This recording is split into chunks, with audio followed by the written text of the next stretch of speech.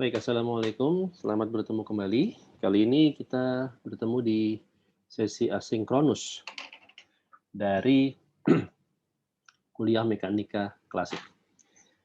Baik, di pertemuan mekanika klasik yang terakhir, ya, di sesi sinkronus, kita sudah mereview mengenai aljabar vektor, ya, cross product, dot product. eh, Maka sekarang di sesi asinkronus ini, saya akan mulai membahas mengenai kalkulus vektor itu sendiri.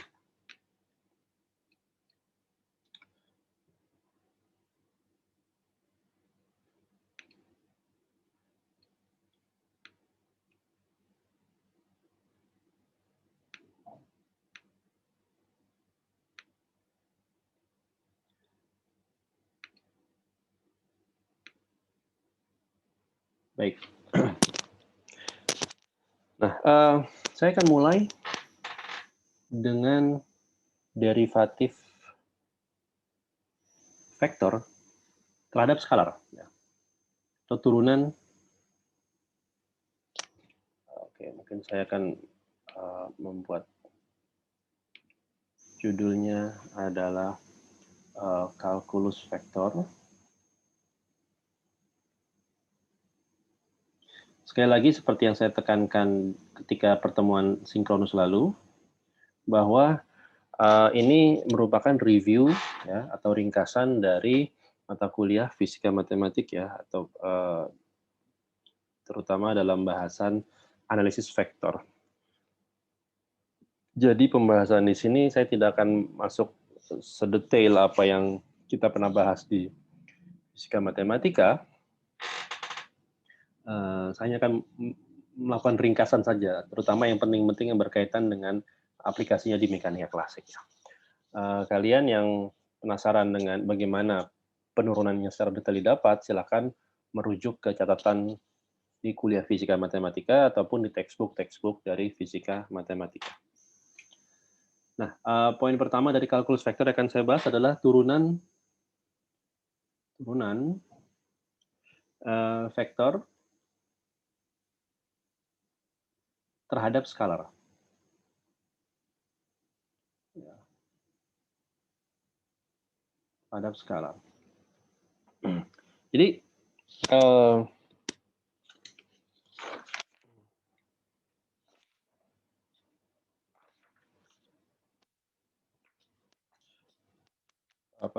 sorry sebentar.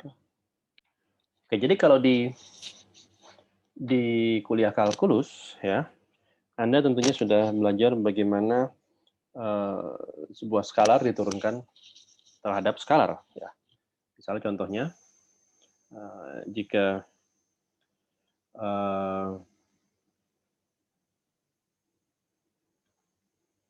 V, ya, sebagai fungsi S, ya, adalah fungsi skalar atau medan skalar, ya,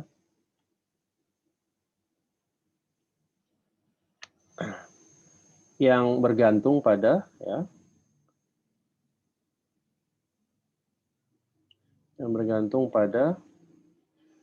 variabel skalar S.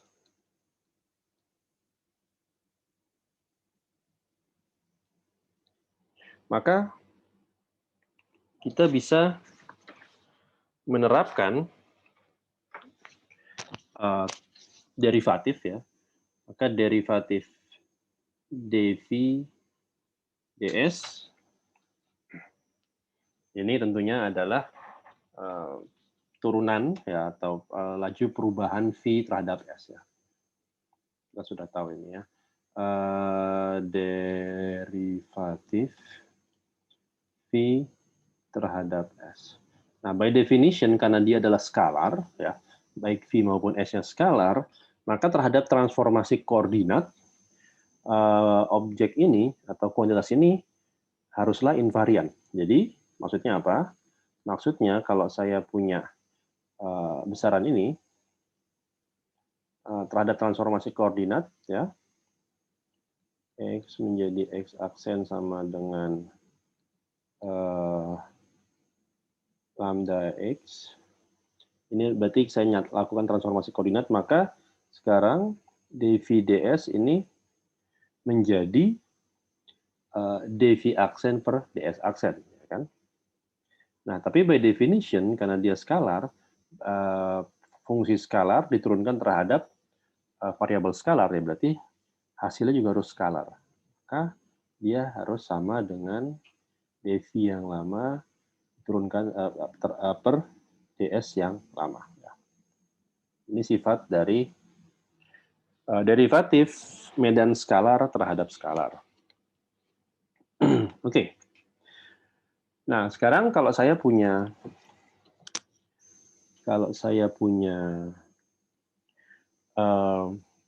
vektor, ya, saya punya vektor A, ya, di mana A kemarin bisa saya tuliskan, bisa ekspansikan dalam komponen-komponennya. Oke. Maka kita tahu ya, kemarin kalau saya boleh mereview ke atas sedikit, merujuk ke atas sedikit, ya ini dia. Bagaimana komponen dari medan vektor itu bertransformasi terhadap transformasi koordinat, ya bentuknya seperti ini. Ya. Jadi komponen medan vektor hasil transformasi koordinat itu dapat diekspansi atau dinyatakan dalam komponen medan vektor sebelum transformasi koordinat, ya, dikalikan lambda ij, ya. Lambda ij ini kemarin adalah matriks transformasinya. Maka kalau saya tulis lagi di sini, ya, pada transformasi koordinat, maka dia menjadi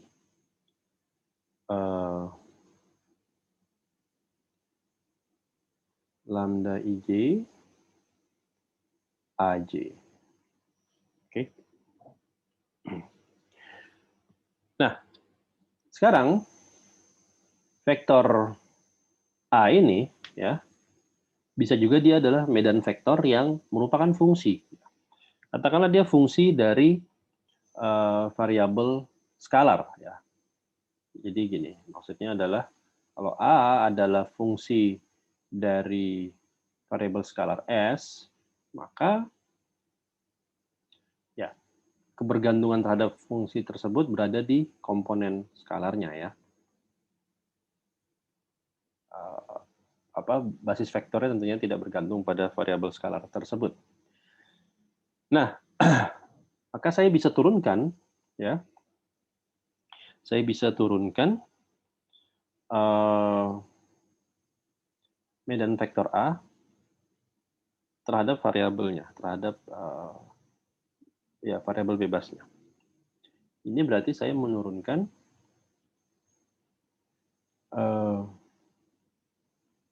AI, EI.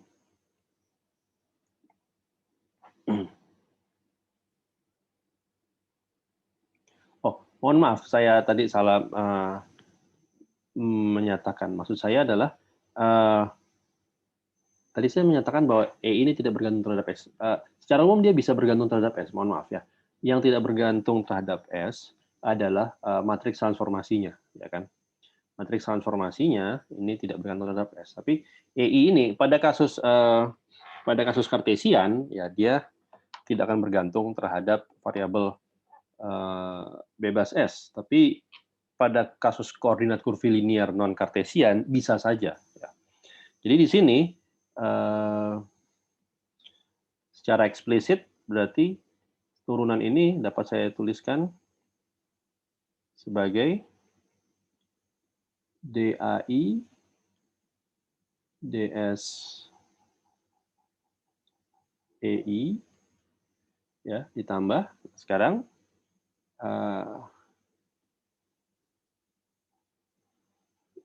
DEI, ya, DS.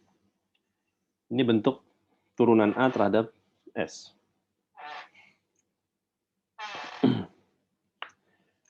Baik.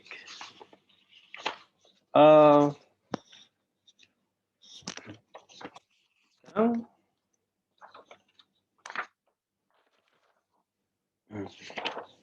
Bagaimana DAI DS ini bertransformasi, ya. Sekarang saya punya kuantitas turunan AI terhadap S. Maka ketika saya lakukan transformasi koordinat, apa yang terjadi? Yang terjadi dia menjadi DAI aksen, ya, DS aksen. Tapi kita tahu bahwa S ini skalar, maka S aksen akan sama dengan S-nya, ya. Dengan kata lain, maka ini sama dengan D per DS saja, ya. Bekerja pada AI aksen. AI aksen itu dapat kita masukkan bentuk ini, ya.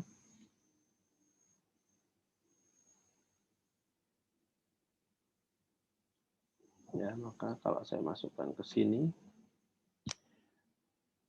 hasilnya menjadi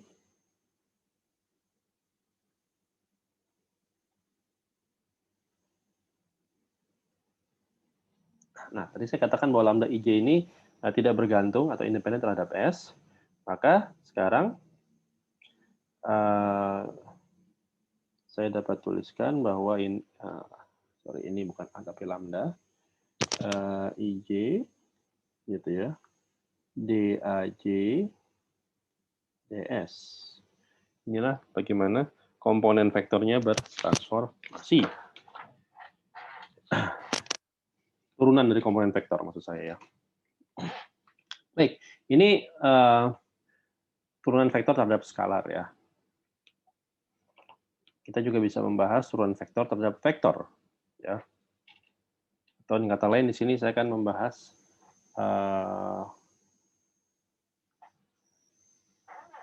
apa yang kita namakan sebagai gradien, ya, operator gradien.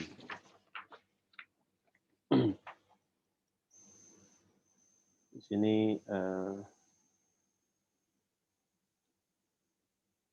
turunan vektor atau mungkin lebih tepatnya lagi adalah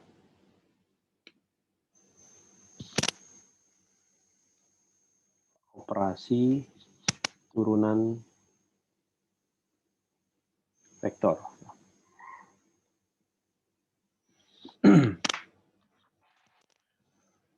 Baik. Untuk memulainya maka kita bisa meninjau kembali medan skalar tadi, ya. Jadi saya punya medan skalar. Dan sekarang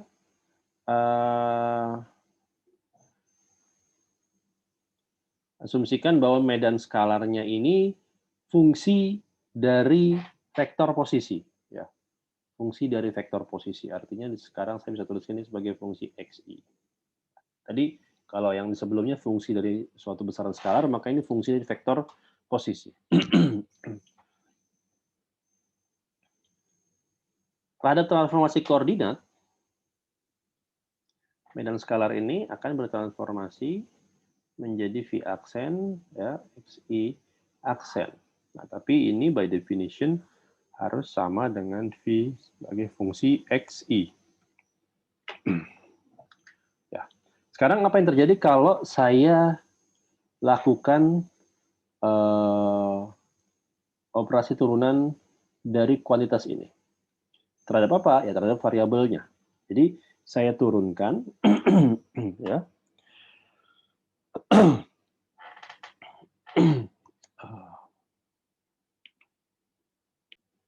Jadi saya lakukan turunan, ya, karena dia adalah fungsi dari multivariabel, ya. X ini kan bisa X1, X2, X3, maka saya lakukan turunan parsial. Do V, do aksen, ya, do V aksen, do X I aksen.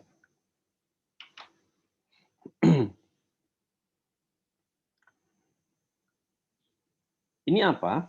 Ya, kita tahu V-nya adalah skalar, maka do V aksen per do XI aksen itu sama dengan do V, ya, tanpa aksen, ya, per do X I aksen.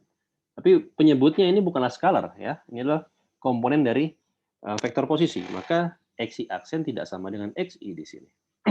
Lalu bagaimana cara menyatakannya, Anda lihat ini adalah suatu bentuk vektor ya.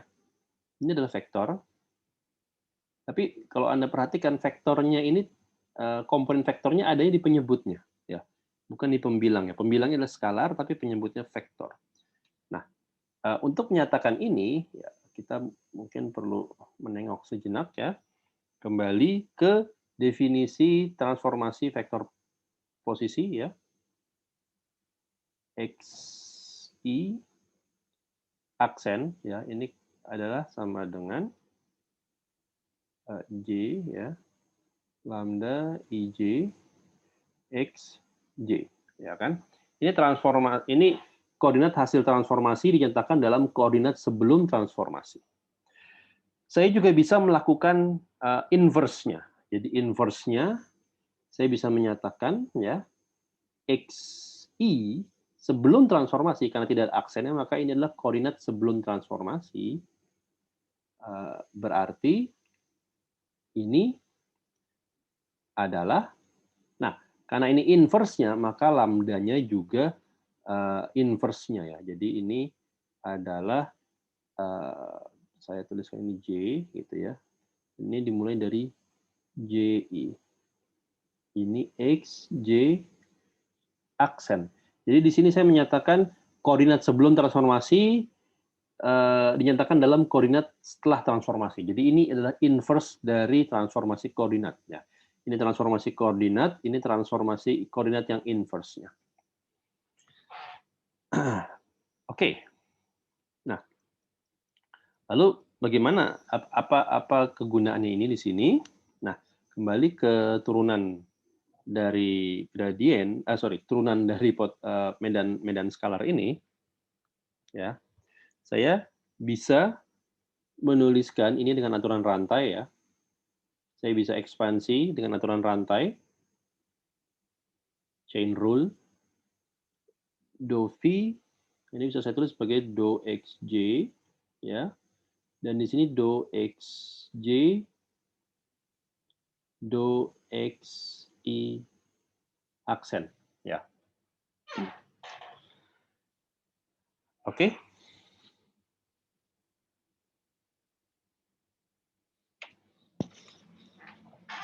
Nah, ini do xj, do xi aksen. Artinya apa? Saya mengekspansi turunannya itu derivatif ini terhadap j gitu ya. Nah, tapi Anda lihat bahwa bentuk ini ya, bentuk ini bisa dievaluasi dari mana? Dari transformasi inverse ya. Mungkin agak membingungkan sekarang adalah bahwa di sini saya pada persamaan ini saya menaruh J-nya sebagai indeks dari koordinat sebelum transformasi dan I-nya sebagai indeks dari koordinat setelah transformasi. Sedangkan di bentuk ini sebaliknya ya. Tapi Anda tidak perlu pusingkan ya. Indeks ini adalah indeks dummy ya. Yang perlu Anda perhatikan adalah apakah di mana letak aksennya, karena itu yang menentukan basisnya sebelum dan sesudah transformasi kah. Jadi artinya apa?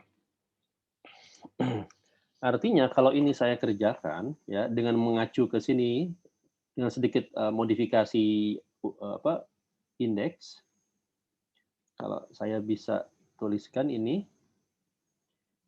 adalah do per do x i aksen dari, nah berarti saya ganti aja ya, ini jadi j, ini jadi i, berarti di sini adalah i lambda ij x i aksen gitu.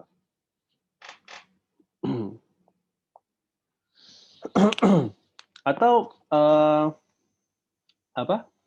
Tidak harus, ini tidak harus Anda tidak harus menggunakan indeks yang sama ya. Ini adalah indeks dummy, jadi untuk tidak membuat rancu, saya bisa ganti ini sebagai indeks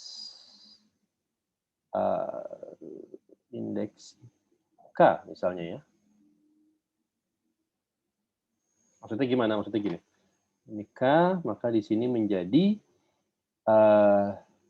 K, J, ya, Di sini X, K. Oke.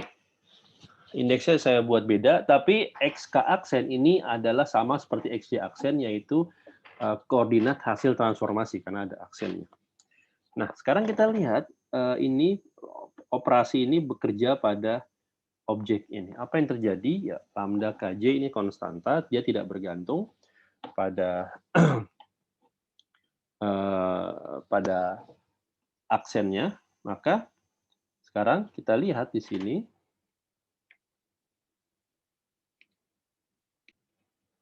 Kita lihat di sini, ini akan sama dengan, saya bisa keluarkan lambdanya, ya, KJ. Nah, ini adalah do X K aksen per do X I aksen. Anda lihat, karena semua koordinat, baik sebelum maupun setelah transformasi, itu kita syaratkan ortogonal, ya, maka kalau Anda turunkan XK aksen terhadap XI aksen, kita ingat bahwa ini tiada lain, hasilnya adalah delta Kronecker, yaitu nilainya akan 1 kalau K sama dengan I, dan nilainya akan 0 kalau K tidak sama dengan I. Ya. Jadi ini langsung dapat kita tulis sebagai lambda KJ delta KI. Ya. Gitu ya. Nah, lambda KJ dikalikan delta KI, maka delta Kronecker akan memaksa K menjadi sama dengan I. Dengan kata lain, ini tiada lain daripada lambda IJ. Ya. Oke, maka kalau saya bawa ke sini, ya, kalau saya bawa ke sini, ini menjadi do V aksen, do XI aksen, ini sama dengan sumasi terhadap J, lambda IJ, do V, do X, C. Nah, Anda lihat, ini adalah bentuk transformasi dari objek tensor, dari objek vektor tersebut, ya. Di ruas kiri adalah vektor, maka dia bertransformasi sebagaimana vektor bertransformasi. Ya. Anda lihat ini adalah bentuk transformasi vektor, ya. Maka berarti ini adalah vektor. Artinya apa? Artinya suatu medan skalar atau fungsi skalar ketika kita turunkan terhadap vektor, ya, hasilnya adalah vektor. Hasilnya adalah vektor. Nah,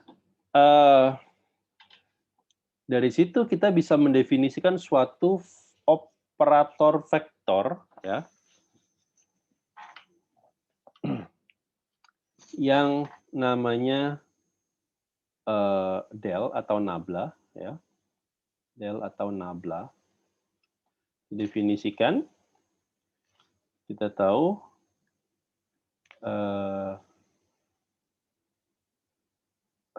basis vektor E1 do X1 gitu ya, ditambah basis vektor E2 do X2, ditambah basis vektor E3 do X3. Ini adalah, dapat saya nyatakan sebagai berikut, ya. Do per do XI. Nah, dengan operator ini, maka saya bisa, misalnya saya kerjakan operator ini pada medan skalar V, apa yang dia lakukan, dia akan memberikan kita seperti ini. Do XI, EI. Oke, maka dari sini kita bisa melihat bahwa do V, do XI, ya, itu dapat kita pandang sebagai suatu komponen dari operasi del pada fungsi atau medan skalar V. Ya. Nah, operasi operator del pada medan skalar sembarang ini yang kita namakan operasi gradien ya. Ini operasi gradien.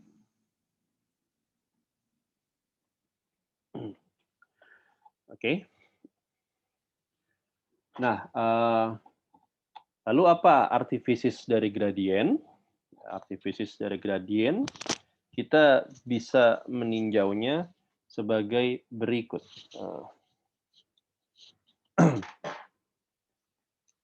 Gradien seperti namanya, dia berarti mengukur kemiringan ya.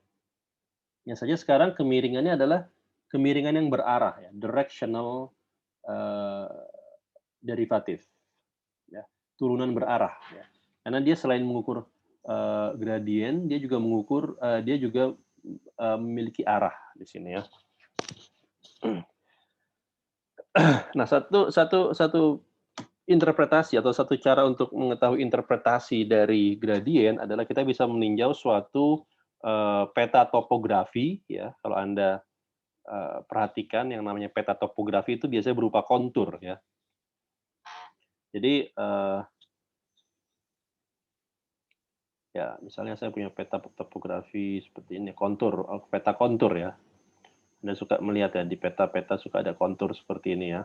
Nah, kontur-kontur seperti ini menunjukkan arah sumbu Z-nya ya, ketinggiannya misalnya gitu.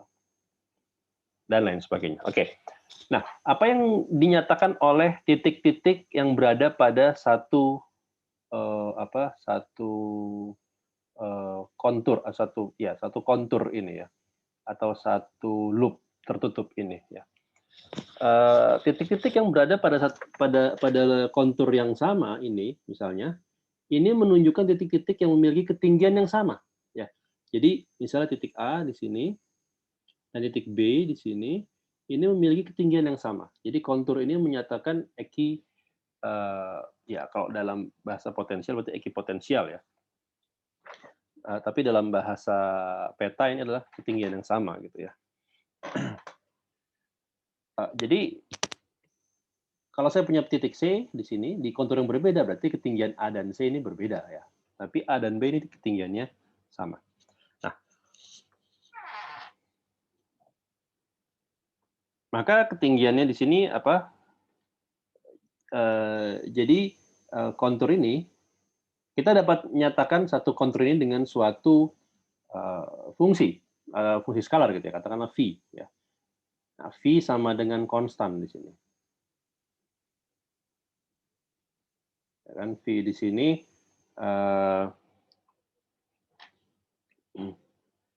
menyatakan apa? Konstan di sini karena ketinggiannya konstan ya. Inilah kurva is a curve of constant height ya. Kurva dengan ketinggian konstan. Maka V ini merepresentasikan kurva dengan ketinggian konstan. Sekarang kalau saya lakukan operasi atau saya diferensialkan V, karena dia konstan, maka diferensialnya 0 ya. Tapi diferensial total V ini dapat kita nyatakan dalam bentuk sebagai berikut ya. Grad V dot dx ya, atau dr ya. Sama dengan 0 ya. Ini kan dalam bahasa notasi indeks di atas, maka ini adalah seperti ini ya, do V do xi dikalikan dxi. Ya kan? Nah, karena dot produk antara grad V, gradien V, dengan dx ini 0, ya. Dx ini adalah sembarang perpindahan ya, vektor perpindahan ya. Jadi saya bisa mengambil misalnya saya bisa mengambil pada titik A misalnya ya, dx ini bisa saja menyinggung ya, boleh saja Ini dx, vektor perpindahannya. Nah, karena dot produknya 0, maka artinya apa? Artinya di sini bahwa grad V itu ortogonal dengan vektor dx. Jadi di sini kita punya grad V tegak lurus ya dari dx.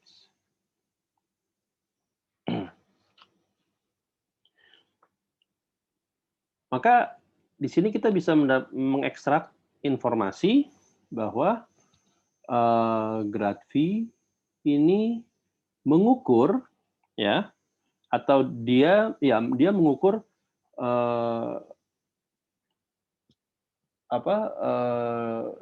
seberapa besar derajat kemiringan ya, dan arahnya ya, saya bisa katakan di sini berarah normal ya, normal terhadap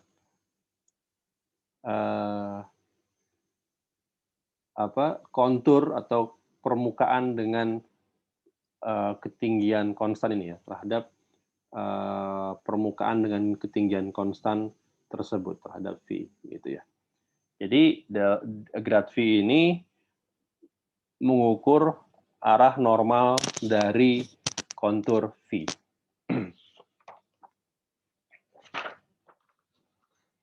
Oke. Nah, baik, itu adalah yang kita namakan sebagai gradien. Selain gradien, maka kita juga bisa mendefinisikan operasi lain ya dengan melibatkan nabla, yaitu yang kita namakan sebagai divergensi ya. Divergensi, misalnya saya operasi div dari suatu vektor A, ini artinya saya melakukan dot product antara nabla dengan vektor A tersebut. Saya bisa tuliskan bentuknya seperti ini ya. Do xi dot, saya bisa ambil ini J, saya bisa ambil AJ, EJ.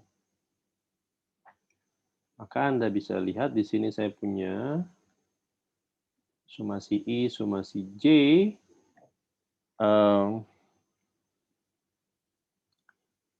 do AJ, do XI, nah saya punya EI dot EJ. Ya. Tapi kita tahu ini hasilnya apa? Ini hasilnya adalah delta Kronecker. Delta Kronecker, delta IJ. Maka delta IJ kan masa I sama dengan J. Dan kata lain, maka ini kolaps salah satu sumasinya menjadi do A I, do X I. Ya. Inilah divergensi A. Ya. Atau secara eksplisit ini adalah do A1, do X1 gitu ya, ditambah do A2, do X2, ditambah do A3, do X3. Ini yang kita namakan sebagai divergensi. Divergensi.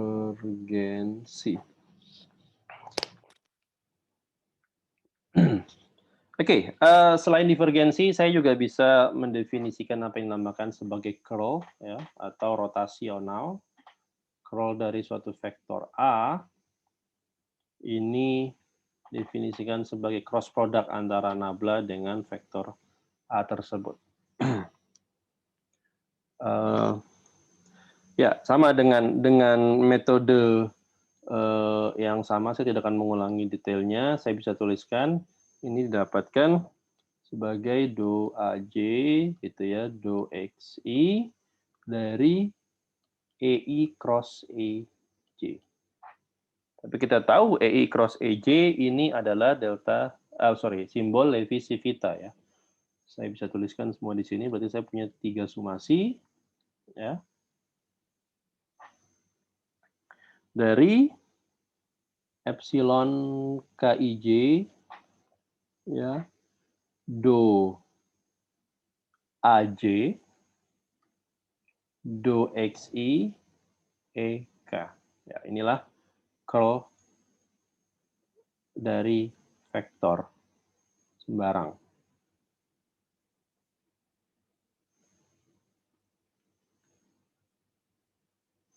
Ini yang kita namakan curl ya, atau rotasional.